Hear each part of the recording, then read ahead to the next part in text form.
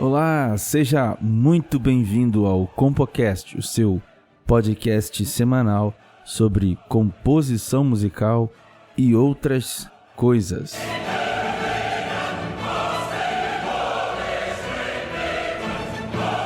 E nós estamos sempre gentilmente apoiados pelo SECAM, o Centro Codesso de Aperfeiçoamento Musical.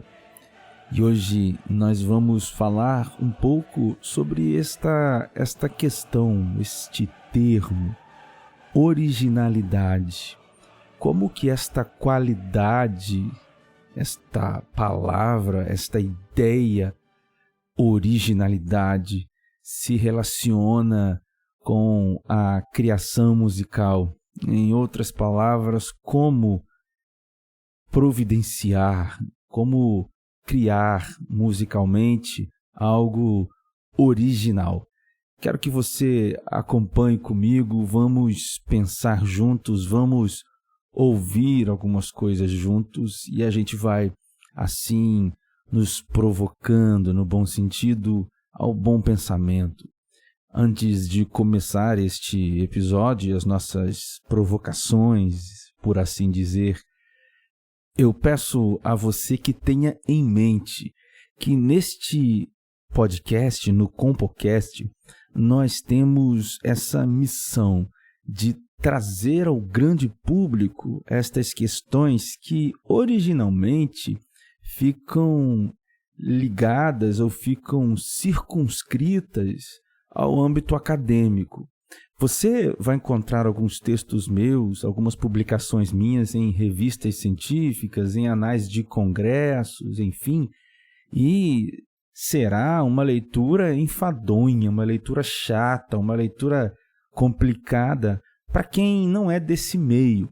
Por isso o CompoCast tem essa tomada, de posição, tem essa chave virada aqui no CompoCast. A gente quer falar, dialogar com o grande público. Então, antes de ficar assim bravo comigo, lembre disso. Nós vamos discutir aqui para o grande público. Essa é a nossa ideia, de aproximar aqueles que estão distantes de nós. Para uma conversa dentro da academia, a gente pode usar outros meios, as publicações, os congressos. Nosso objetivo aqui no CompoCast é fazer o caminho contrário. Bom, dito isto, então vamos lá. Vamos pensar sobre a originalidade. Bom, nós nesse episódio iremos também ouvir algumas coisas. Enquanto eu vou explicando alguns conceitos, a gente vai também ouvindo alguma coisa que eu usarei como exemplo. Então, talvez você tenha chegado neste episódio trazido por este título, originalidade, ou trazido pelo desejo de ser um compositor, um criador de música, um criador original, um compositor original, cuja música, cuja produção musical está banhada em originalidade. Bom, em primeiro lugar, a gente precisa entender que a palavra originalidade tem a ver com a palavra origem. E quando falamos, então, de originalidade, em termos muito superficiais, nós estamos falando de uma obra que contém uma origem distinta. Uma obra que vai, então, se diferenciar de outras quanto à sua origem, à sua essência. Por isso ela é original, por isso ela não é igual, por isso ela é particular, por isso ela é individual. Então, nós estamos falando de originalidade neste sentido.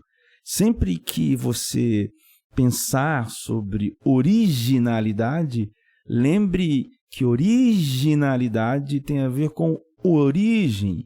E há, então, uma distinção logo na concepção, logo na origem desta obra. Então eu vou elencar 4 obras e como estas obras se destacaram, como estes compositores se destacaram, ou suas obras se destacaram, quanto à originalidade, ou seja, como que na origem estas obras ou estes compositores se destacaram.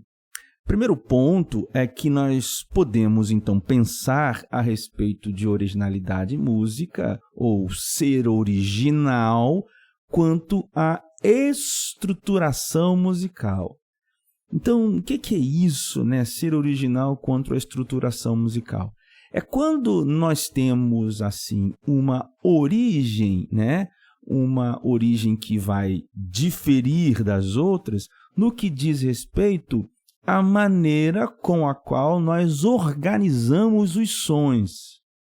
O exemplo que nós vamos ouvir daqui a pouquinho é o Schoenberg, o Arnold Schoenberg. Você sabe, o grande compositor, pensador austríaco do século passado, sobre o qual nós depositamos assim, a ideia ou a concepção da música atonal. Então, como que Schoenberg foi original? Bom, não é o tema do nosso episódio hoje, estudar a história da música e, sobretudo, esses primeiros anos do século XX. Mas, dando aqui um breve resumo para você, havia um certo esgotamento, né, do sistema tonal. Esse sistema, né, de organização dos sons, onde você tem uma tonalidade, né, uma tonalidade maior ou menor, onde você tem escalas, né, com 7 sons, talvez escalas algumas com 6, algumas com 8 sons, não é? Então existia assim uma ideia de esgotamento, como se a gente estivesse dizendo, ou se eles estivessem pensando o seguinte: olha, não dá para fazer mais nada de novo. Tudo que a gente faz já teve origem em algum lugar, né? E então o Schoenberg, né, imbuído desse pensamento e de outras questões também, né, questões que estão ligadas à ideia da hegemonia, né, da música germânica e outras questões que são muito interessantes para a gente pensar num próximo episódio. Mas o fato é, então, que o Schoenberg diz assim: não, então nós vamos começar a compor agora com 12 sons, né? Então começa aí, né, o atonalismo, de maneira mais específica, o dodecafonismo, que é uma das formas de estruturação sonora que evita, né, que está em oposição ao tonalismo, né? Atonalismo é tudo aquilo que vai negar o tonalismo, né? Então o dodecafonismo, né, é uma das maneiras de estruturar os sons que está dentro desse grande escopo que é o atonalismo. Então o Schoenberg cria aí uma nova maneira de organizar os sons, algo que depois vai virar serialismo. Aí nós temos serialismo integral e outras técnicas de arrumação, mas a ideia básica que você tem que saber é que o Schoenberg ele faz isso, né? Ele então diz, não, 12 notas, agora são 12 notas, e então o início, né, ali de uma nova forma de estruturação musical. Podemos chamar essa música de música original. Podemos chamar esta criação, né, aquilo que é feito a partir desse momento, de música original. Mesmo que haja também, concorrendo com esta discussão, a discussão que dá conta da percepção dessa música. É uma outra questão e deve ser considerada. Mas, olhando só para a questão composicional, nós podemos dizer que esta é uma música original, porque ela inova, ela busca uma nova origem no que diz respeito à sua estruturação musical. Então esse é o nosso primeiro exemplo. Você pode escrever uma música original quando você traz uma nova maneira de estruturar os sons. Isso passa a ser original. Então veja que a discussão do que é original está antes da discussão de como ouvir, ou o que é ouvir esse som, essa sonoridade, esta obra. Perceba que quando nós falamos de originalidade, nós estamos isolando um percurso desta produção musical. Exatamente o percurso que está compreendido naquilo que chamamos de criação musical. Aí você pode perguntar, nossa, mas como é que eu vou criar uma nova maneira de estruturação musical? Pois é, essa é uma grande pergunta. Há diversas maneiras diferentes hoje, não existem apenas essas que conhecemos do século passado. Hoje mesmo, há muitos compositores que criaram suas maneiras particulares de estruturação musical e, portanto, são bem originais naquilo que propõem, né? Naquilo que se lançam a compor. Nós ouviremos agora um pequeno trecho da obra Suíte para Piano, Opus 25, de Schoenberg. E perceba a originalidade da peça no que diz respeito à estruturação dos sons.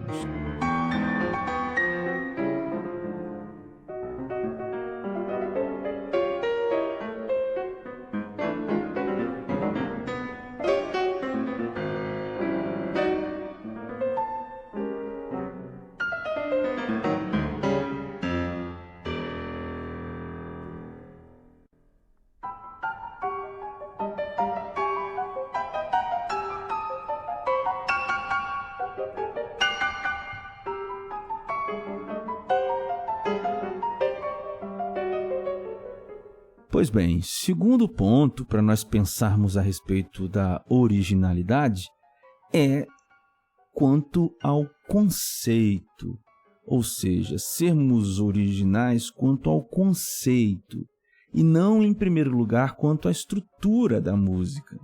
Vamos entender um pouco isso quando a gente traz como exemplo um compositor francês do último século que se chamava Pierre Schaeffer.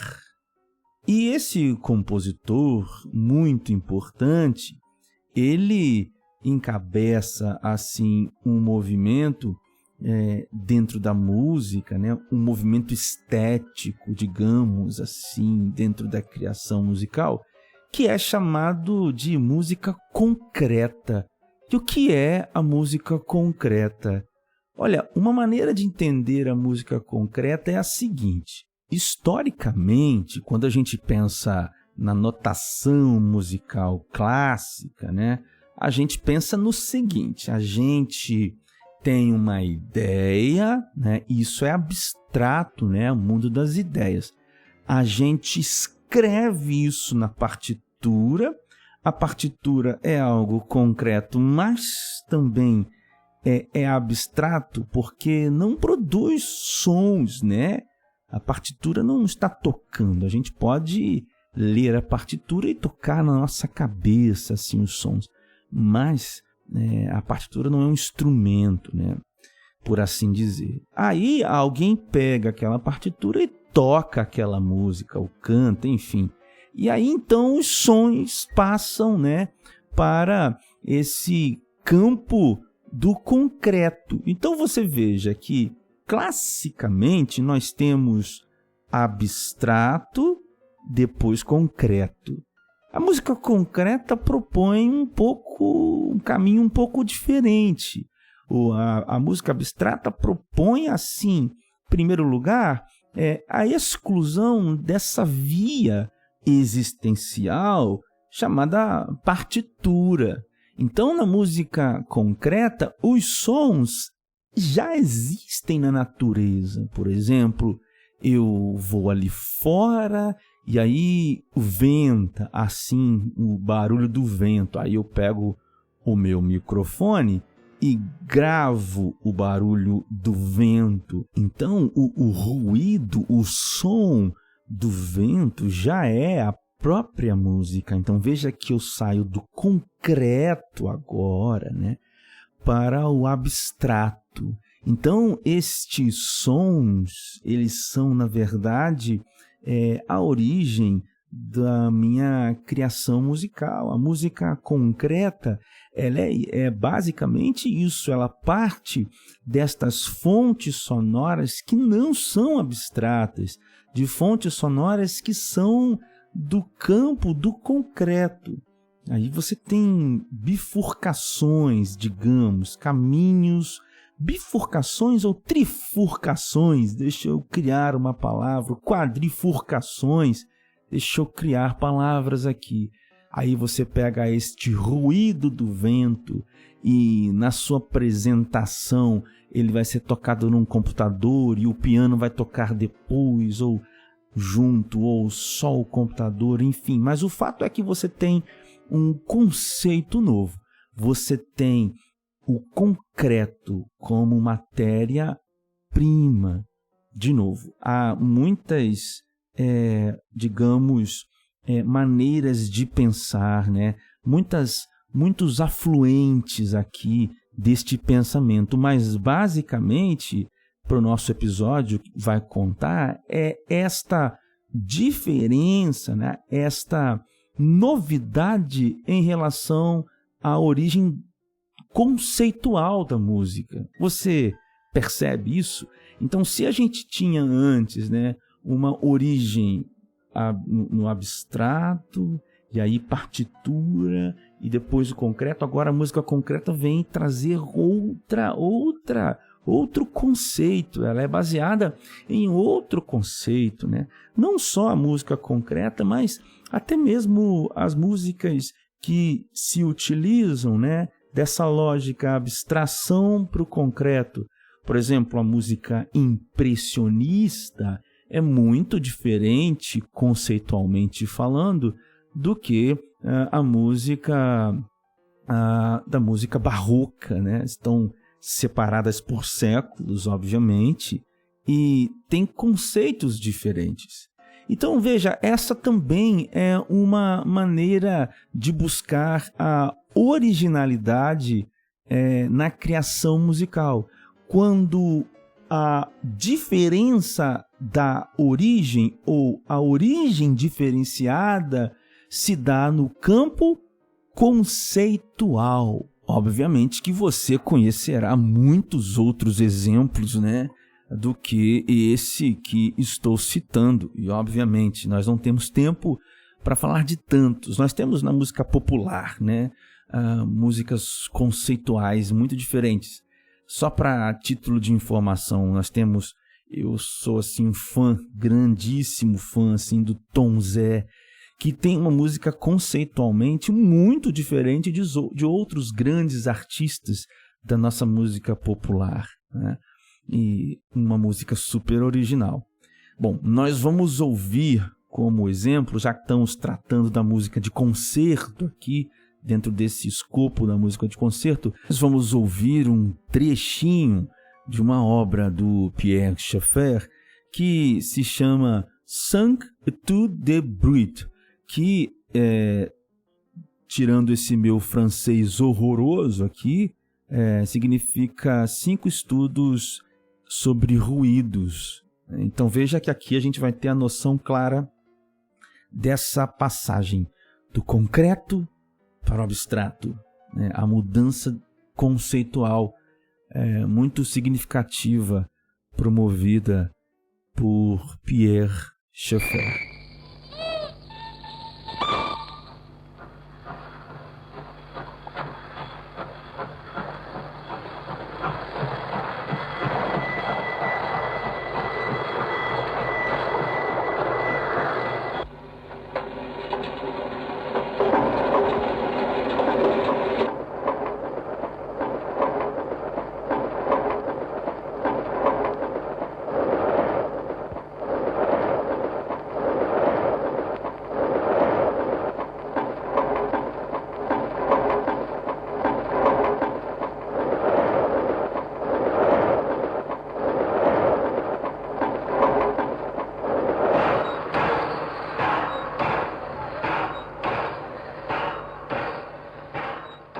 Muito bem. Nós, então, agora estamos no nosso terceiro ponto aqui quanto à originalidade.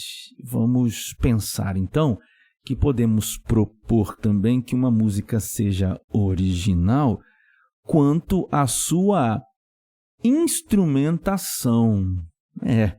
Música pode ser original quanto à sua instrumentação também. E eu trouxe 2 exemplos para a gente pensar hoje. O primeiro exemplo é um clássico, um clássico, né? É o Beethoven e a sua 9ª Sinfonia.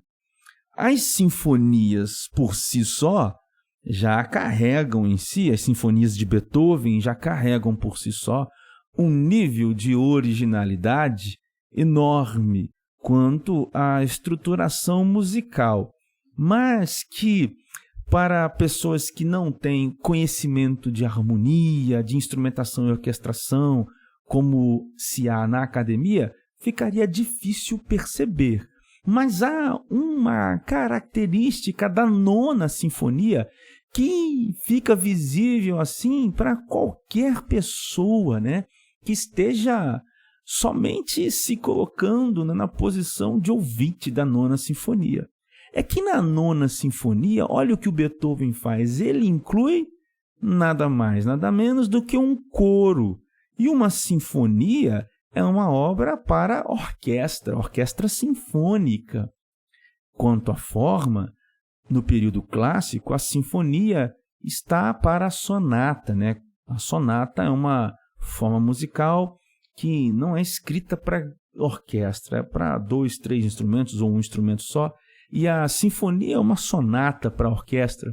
Mas o Beethoven ele foi além, então ele inova na instrumentação, ele traz, olha só, um coro para a orquestra. E isso é uma novidade para sua época, né? É uma grande novidade. Por isso podemos chamar a 9ª de Beethoven, talvez ao lado da 5ª, as 2 sinfonias mais conhecidas, ou os temas de sinfonia mais conhecidos de todos os tempos. Eu arrisco a dizer que tanto a 5ª quanto a 9ª de Beethoven têm os temas mais conhecidos de todos os tempos quando falamos de sinfonia. Mas há um outro exemplo quanto à instrumentação que talvez você não conheça, mas é extraordinário, e é aqui do Brasil, do nosso país. Existe aqui no Brasil um grupo chamado Piano Orquestra, tudo junto, Piano Orquestra. E são 5 pessoas, são 10 mãos, tocando em um instrumento só. Até aí você vai dizer, não, tudo bem, são apenas 5 pessoas tocando. Pois é, mas há uma expansão das possibilidades sonoras do piano tamanha que faz com que esse grupo seja extremamente original na sua produção musical. Eles abrem o piano, por exemplo, sabe? Colocam assim, às vezes alguns preguinhos nas cordas, às vezes eles preparam a corda que vai ser tocada, fica um percussionista debaixo do piano fazendo os sons. Então, quando você olha para a performance desse grupo, você já tem uma carga visual diferente. E quando você então ouve, né, o resultado sonoro, parece que você está realmente ouvindo uma orquestra de sons ali diferentes, que talvez você não tenha percebido que o piano é capaz de fazer. A palavra aqui é a expansão do piano. É verdade que estes efeitos foram, digamos assim, já planejados pioneiramente por outro compositor chamado John Cage, também do século passado. Mas o piano orquestra levou isso a um patamar assim de grandeza internacional. É um grupo internacionalmente reconhecido, com uma carreira sólida e que faz uma música extremamente original, justamente porque na origem de sua música há um diferencial quanto à instrumentação. O piano-orquestra ele é idealizado, dirigido por um ex-professor que tive a honra de ter, pianista de marca maior, de mão cheia, com P maiúsculo, o professor e excelente compositor, artista completíssimo, o grande Cláudio Dausberg. Para vocês terem uma ideia, eu vou colocar agora um pedacinho de uma das obras do piano-orquestra para que você tenha uma ideia do que é esta incrível sonoridade.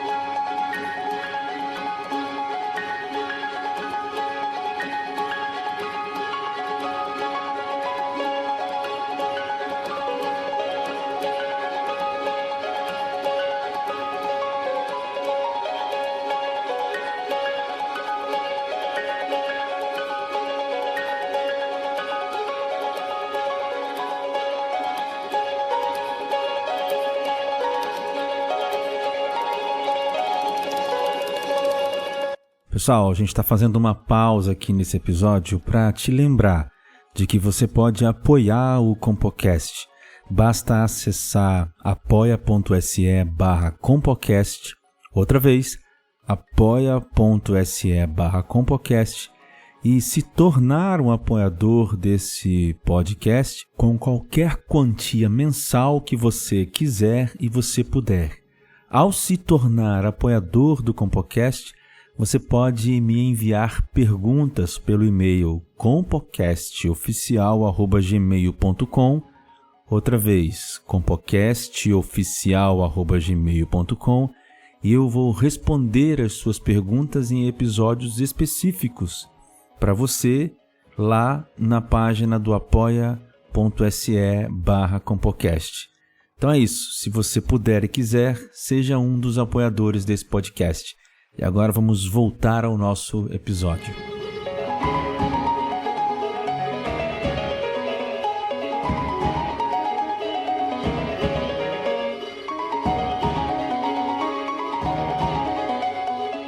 Bom, e chegamos então, por fim, na quarta e última, maneira de pensar sobre a originalidade. E essa, eu diria que é a mais superficial. Essa é a mais fraca. Essa é a que vai se sustentar de maneira muito improvável. Porque a gente tende a dizer que algo pode ser original quando está ligado à subjetividade. Por exemplo, vou te dar um exemplo aqui. Eu digo assim, olha, vou dar a 2 alunos meus a mesma tarefa. Então os dois vão compor uma música sobre o amor, uma música sobre o amor. Então um aluno vai lá e compõe uma música sobre o amor de um jeito. Aí o outro vai lá e compõe de outro jeito, completamente diferente, porque suas experiências com o amor são distintas. Um se deu muito bem, um é feliz nesta área, o outro não, o outro acabou de viver uma decepção, né? Está mal, está depressivo até um pouco com isso tudo, enfim. Então há quem diga que a obra é original porque ela parte de uma experiência particular. E se somos seres individuais, únicos, particulares, colecionando momentos únicos, particulares, intransferíveis, então todo o resultado desta experiência será um resultado original, será um resultado substancialmente original. Eu costumo pensar que, sim, de verdade, cada obra dessa vai ter um resultado diferente, e como ela só poderia ter sido composta por aquela pessoa que viveu aquela experiência, ela não deixa de ser original. Acontece que os mecanismos que a gente usa para descrever nossas experiências únicas, eles não são diferentes. Acontece que quando nós representamos, então, estas experiências únicas, repletas de uniquezas, como gosto de chamar, elas se fazem valer de um repertório de estrutura, um repertório de conceito, um repertório de instrumentação já com suas origens muito bem definidas. Então você consegue compreender aqui a diferença? Sim, é uma obra original, mas em relação à estrutura ou à estruturação musical, em relação ao conceito que a rege, em relação à instrumentação que é capturada por esta obra, não há tanta originalidade assim. Por isso eu termino esse episódio de hoje dizendo que esta camada da subjetividade, ela é sim original, mas ela é uma camada mais superior, mais superficial. Eu diria que o interessante para o compositor, eu aqui, dando essas patadas minhas aqui, se há alguém aí ouvindo, e se posso dizer alguma coisa, me atrevo aqui a dizer que o interessante é que a gente saia da igual ou da comum diferença da subjetividade para a particularidade da originalidade em camadas mais profundas. Em outras palavras, não seja original só porque você é um ser único, particular, que não há igual. Procure ser original nas camadas mais profundas, estabelecendo origens que de fato podem ser únicas.